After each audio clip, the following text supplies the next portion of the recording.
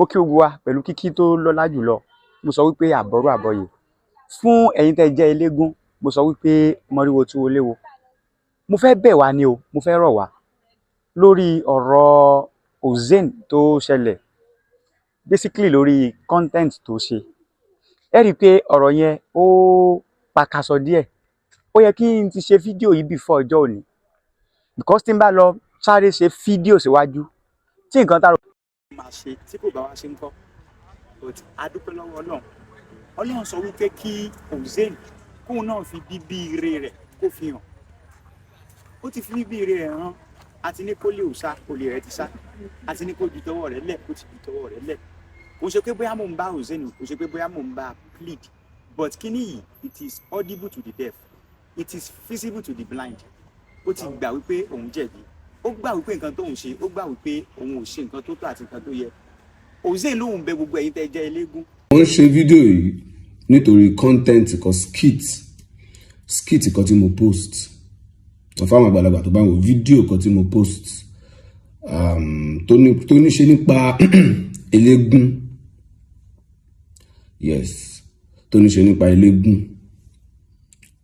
Fídíò yẹn torí ẹ̀ mo fi ṣe fídíò yìí.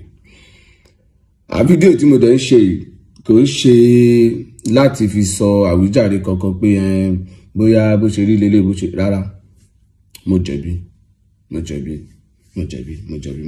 mo fuck up. Mo jẹ̀bi gan-an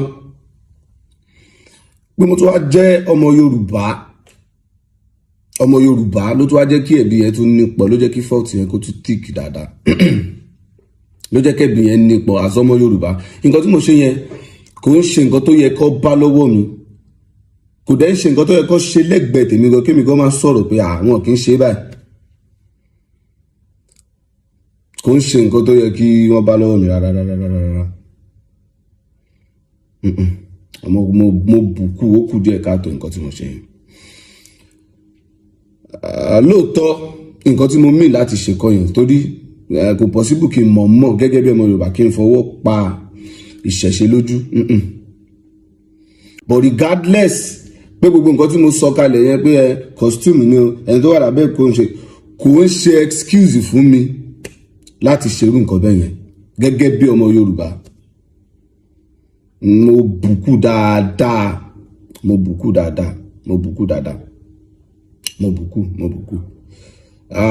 Lè rìn kò rí máa mì, but then èèyàn gbọ́dọ̀ máa wà very careful, èèyàn gbọ́dọ̀ máa wà extra careful.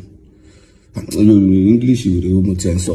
Èèyàn gbọ́dọ̀ máa kíyèsí gbogbo nǹkan téèyàn bá ń ṣe, àgàgà tó bá ti jẹmọ́ nǹkan tó jọmọ́ àṣà. Eléégún gbogbo ẹ̀yin tẹ́ jẹ́ ọlọ́jẹ̀ pátápátá.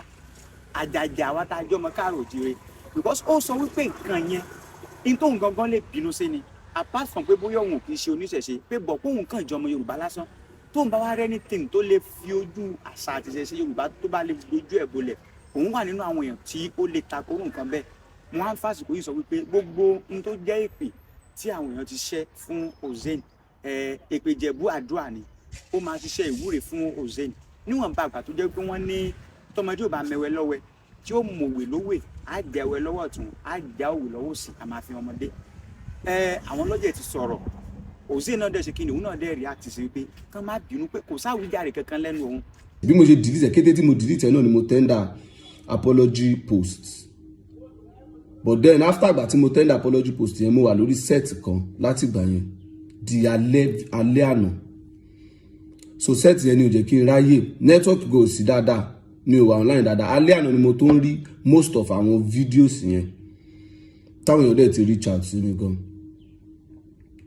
So mo kàn fẹ́ fi àsìkò yìí, mo fẹ́ fi bẹ àwọn tọ́rọ̀ kàn, gbogbo ọmọ Yorùbá, gbogbo oníṣẹ̀ṣe, gbogbo ọlọ́jẹ̀, everybody tó bá bínú tọ́rọ̀ kàn kó jọ̀ọ́ kó má bínú. Mi ò mọ̀ọ́mọ̀, but mi ò mọ̀ọ́mọ̀ yẹn kò ń ṣe excuse. Ó ti ṣẹlẹ̀, kò dẹ̀ yẹ kó ṣẹlẹ̀. So tẹ́lẹ́jọ́ bá ti mọ ẹjọ́ ẹlẹ́bi kò yẹ kó pẹ́ lórí ìkúnlẹ̀. Everybody tọ́rọ̀ ìbákan, mo bẹ̀ wọ́n kó jọ̀ọ́ kó má bínú. Èmi ò ń ṣe ọmọ Yorùbá rádaràda. Tọ́rọ̀ bá ti ṣẹlẹ̀ báyìí, ọmọ tó tọ́ kọ́nlé tó dẹ̀ gbẹ̀kọ́, wàá bẹ àwọn àgbà ni, wàá bẹ àwọn tọ́rọ̀ kan ni. So I am so sorry. I am so sorry. Mi ò mean ẹ̀ láti jẹ́ kó jáde bẹ́ẹ̀ yẹn.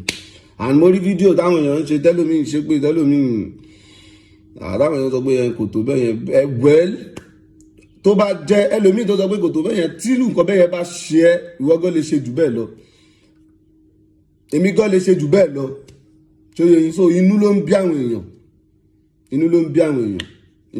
èèyàn so ẹ jọ̀ọ́ torí Elédùmarè ẹ jọ̀ọ́ ẹ má bínú sí mi ọmọ yín náà mo jẹ́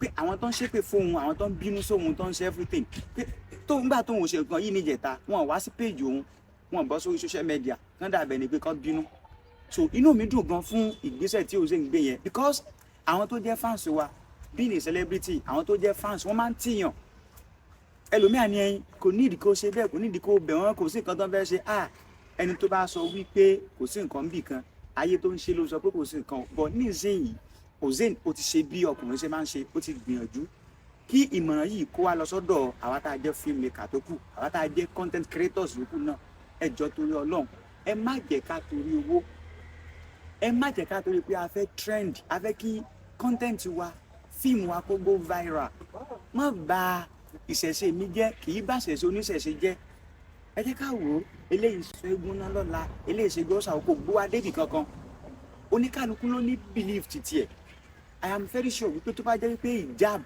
òun bá ní Oze ló lò bí ó ṣe yẹ látijọ́ yìí gbogbo ayé ti máa fẹ́ fọkàn gbogbo nǹkan ti máa fẹ́ dàrú tó bá ti jẹ́ pé white garment ló bá lò bẹ́ẹ̀ yẹn so ẹ rí wípé oníkálukú ló ní nǹkan tó gbé lọ́wọ́ oníkálukú ló dẹ̀ mọ̀ nǹkan tó ń ṣe ẹ jọ̀ọ́ torí Ọlọ́run àwa tá a jẹ́ content creators àwa tá a jẹ́ filmmakers anything tá a bá fẹ́ ṣe any film tá a bá fẹ́ ṣe ẹ jẹ́ ká rántí wípé àwa nìkan kọ́ la fẹ́ wò ẹ jẹ́ ká rántí wípé a gbọ́dọ̀ torí àǹfààní tá a fẹ́ rí which is owó which is travel tá a fẹ́ fi kan yẹn pool káwá fi ba nǹkan táwọn olùmíì gbé lọ́wọ́ jẹ ẹ jẹ́ káwá very very careful our script writers ẹ jẹ́ ká gbìyànjú ká máa ṣe investigation wa dáadáa ká ṣe research wa dáadáa àwa tá a jẹ́ directors fíìmù tá a bá fẹ́ direct ẹ jẹ́ ká farabalẹ̀ ká mọ in depth ẹ̀ even tí producer kan máa sọ fún wa wípé ẹ ń ṣe gbówó mi ni ẹ bá mi yà gan tí mo fẹ́ ẹ̀yin ẹ sọ fún ọ pé but it is a director's film orúkọ wa náà máa kọ́ síbi bẹ̀ then àwa tá a jẹ́ producers pátápátá náà wọ́n lè yòó ní fowó ẹkún kó fira jẹ̀rí o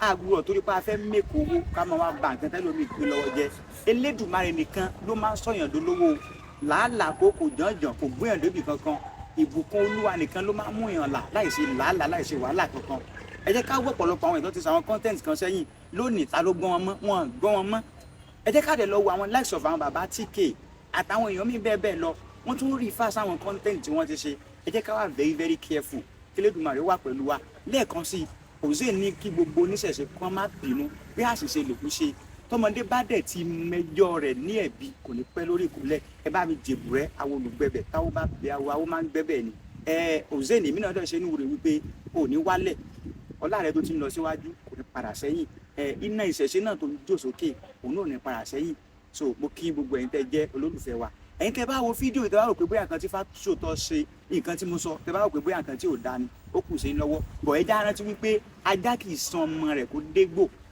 in one way or the other ẹni tó ṣe nǹkan tó dunni lónìí ó lè ṣe nǹkan tí ó dùn mọ́ni nínú lọ́la I am very sure wípé Oze ó máa ṣe content tó máa fi promote ìṣẹ̀ṣe tún ti yé wa ẹ jẹ́ ká fọwọ́ ẹnu ẹ wò mo bẹ̀ wá mo rọ̀ wá ẹ̀yẹ lẹ́gùn mọ́tò tí wọlé wo gbogbo àwọn oníṣẹ̀ṣe mo kí wa wípé àbọ̀rọ̀ àbọ̀ yìí